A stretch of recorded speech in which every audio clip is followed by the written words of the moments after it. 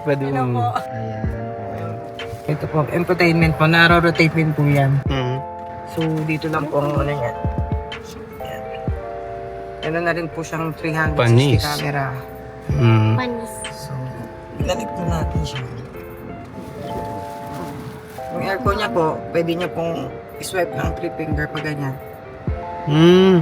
Pag down naman po yung temperature po, Celsius. Pwede rin pong voice command yan na, "Hi BYD, Please continue. open the sunroof."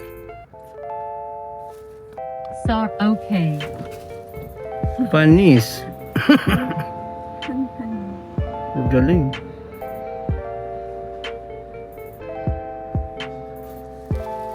"Hi BYD, Please continue. close the sunshade." Okay. Ang galing. Mga ano niya po, touchscreen po yan. Mm. Ito po, pwede niyo pong palitan yung kulay. Si Lion 6 din po yun, ma'am. Tank po. Ah, 7-seaters po siya, ma'am. 7-seater. Pero sino mas malaki? Ayun po, ma'am. Ay, Opo, ito ma'am, 5-seater lang po ito. pero sa bulong, 20 po yun, ito po is 19. Hmm, Ayan po. siguro mas mahal siya. Papalitan niyo lang po siya ng ano. Mm. Pumalitan tapos. Dito lang halos nandito naman po lahat siya. Makikita niyo. Ayan, energy yung ano po, consumption makikita Mm. po dito. Ito po yun sa vehicle. Ayan, sa heating po. Ayan, pindutin nyo lang po yan. Kaso dito lang po yung heating. Kaso hindi naman po natin usually Hindi mo kailangan ng gamit heating. yan. Kasi mainit po dito sa atin. Ang down payment niya, sir, is eto po, si Lion 6 at 178k po ang down payment niya. Magiging monthly niya po is 32,243. Sa BPI, depende pa po sa approval natin, sir. Mm. As ito, sir, may keycard po tayo. Pwede niyo pong, kasi minsan, nakakalimutan po natin yung susi. Mm.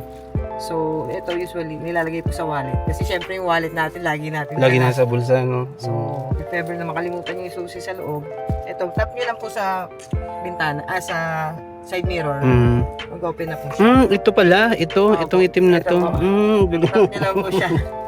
Tapos sir, pwede nyo na rin po siyang i-start kahit nasa malayo kayo. Basta kunyari, hindi nyo naman na-turn off yung aircon kasi yung iba kasi tiniturn off yung aircon. Mm. Then after gamit nyo po yung gas, nagcha-charge po yung battery Charge nyo. niya yung battery, no? Ang galing. Kung isang full charge nyo dito, sir, aabot po yan ng 105 km. So kung 8 km po yung tinatakbo nyo, Mm. sa, ano po yung balikan na yun, 8 km. So kung 8 km po yun, di mga ilang araw nyo po, kung ito, Ay, oo. Mm. pagka kahit ano-anuhin nyo po, sobrang makakatipid po kayo sa gasolina. Mm. Makukonsume nyo lang yung gasolina pagka malayuan po yung takbo nyo. Kasi pag combine po yan, naabot po tayo nasa 1,100 km. Combine ng Ganda, full no? charge ng Mm. battery at Tsaka full nung- tank ng gas. Aking bagay. Kaya na ano ko nga po sa mga forum, 3 months na sila, hindi nagpapakarga ng gasolina. Opo, sobrang Sabi ko, Kasi kagaling. yan, di mo tsaka napakababa lang, sir. Kumbaga, yung isang ano nyo, nasa abot lang ng 300 pesos. Yung isang Mm.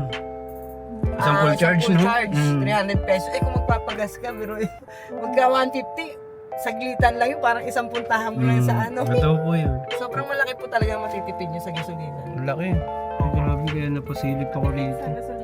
Okay, let's go.